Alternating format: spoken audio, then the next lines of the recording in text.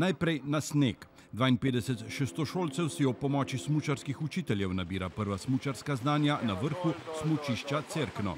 Pa jaz še tako nisem veliko smučala, pa mi gre zdaj že ful bolj. Ful dober, zato ker se smer zabavamo. Sneg je dober, da se smučati. Všeč mi je, kukar se z vlečnico peljemo, sedežnico. Fajen je, pa lepo. Po smučanju pa v center šolskih in obšolskih dejavnosti. Nekdanji dijaški dom so povsem prenovili in v njem uredili sobe, učilnice, kuhinjo, družabne prostore in vse, kar potrebujejo šolarji. Prvo noč smo drugače imeli malo problemov za spati, sam pa smo.